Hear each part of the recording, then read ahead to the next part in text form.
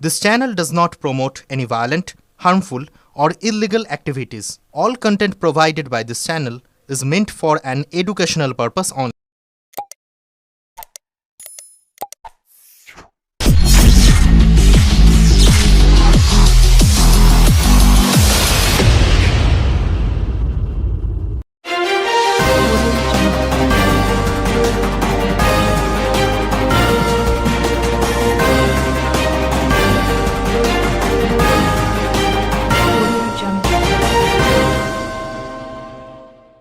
Seven pistol ও 2 round কার্তুজ সহ এক দুষ্কৃতীকে গ্রেপ্তার করল তারকেশ্বর থানার পুলিশ। পুলিশ জানিয়েছে, গত 8ই জানুয়ারি তারকেশ্বরের চাপাডাঙ্গা এলাকায় একটি চায়ের দোকান ও একটি ট্রাক ড্রাইভারকে পিস্তল দেখিয়ে বেশ কয়েক হাজার টাকা ছিনতাই করে 3 দুষ্কৃতী। গতকাল তারকেশ্বর থানায় অভিযোগ দায়েরের পরে অভিযান চালায় তারকেশ্বর থানার পুলিশ।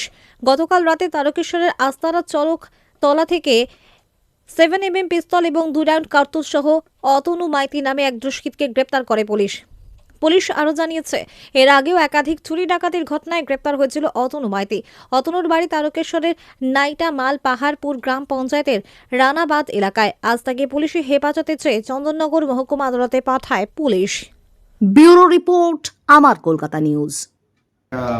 বিশেষ খবর জানানোর জন্য, একটা অসাধারণ ক্রাইম ওয়ার্কের ব্যাপারে কিছু জানানোর জন্য আপনাদেরকে আমরা এখানে ডেকেছি। তো যে ঘটনাটা যেটা আছে, গতকালকে আমাদের কাছে একটা লিখিত অভিযোগ জমা পড়ে, যেখানে আমরা জানতে পারি যে তার আগের দিন অর্থাৎ 8 তারিখে 3টে নাগাদ রাত্রি ওখানে চায়ের দোকানে একটা ওই চায়ের দোকান ছিল চাপাডাঙ্গা মোড়ের ওখানে 26 নম্বরের ওপরে। ওই জায়গাতে চায়ের দোকানে যখন ভদ্রলোক বসেছিলেন তখন তার কাছে বাইকে করে 3 জন ছেলে আসে দোকানে। তারা তার কাছ থেকে টাকা পয়সা দাবি করে। তো যখন সে দিতে চায় না, রাজি না হয়, তখন তাকে আর্মস দেখিয়ে ভয় দেখানো হয়। তো তারপরে সে টাকাটা দেয় এবং ভয়ে আর তখন চিৎকার চেঁচামেচি কিছু করেনি। তো তারাও সেখান থেকে ওটা নিয়ে বেরিয়ে যায়। তারপর কিছুক্ষণের পরই ওনার কাছে দোকানে আরেকটা ট্রাক আসে। তো ড্রাইভারও যখন ওই একই ধরনের কথা ওনাকে বলেন, উনি যখন জানতে পারেন যে এরকম একটা ঘটনা ওনার সাথেও হয়েছে এবং বিবরণ যেটা আছে মোটামুটি মিলে যায় ওদের সাথে, তখন উনি আরও কনফার্ম হন যে এই একটাই গ্রুপ আর কি ওই ডাকাতিটাও করেছে, মানে ওখান থেকেও যে ইয়েটা আছে ছিনতাইটা ওটা করেছে। তারপরে উনি গতকালকে আমাদের কাছে এসে লিখিত অভিযোগ জানান। লিখিত অভিযোগ পাওয়ার সাথে সাথেই আমাদের এসআই রিন্টু মহাজন এই কেসের আয়ও আছে। তো সঙ্গে সঙ্গে আমরা লেগে পাওয়ার পর বেস্ট আপন সোর্স ইনফরমেশন আমরা একজনকে অ্যারেস্ট করতে পারি, যার নাম হচ্ছে অতনু মাইতি। অতনু মাইতিকে যিনি চায়ের দোকানদার ছিলেন তিনি চিনতে পেরেছিলেন তখন ঘটনার সময় যখন আর্মসটা দেখায়। তো অতনু মাইতিকে আমরা অ্যারেস্ট করি। তার কাছ থেকে একটা ফায়ার আর্ম পাওয়া যায়, যেটা আপনাদের এখানে ডিসপ্লে করা আছে, আর 2 রাউন্ড লাইভ কার্টিজ পাওয়া যায়। তো এই গ্রুপের আরও 2 জন সদস্য রয়েছে, যাদেরকে আমরা খোঁজ চালাচ্ছি এবং খুব তাড়াতাড়ি আশা করছি আমরা যে তাদেরকে ডিটেক্ট করতে পারবো।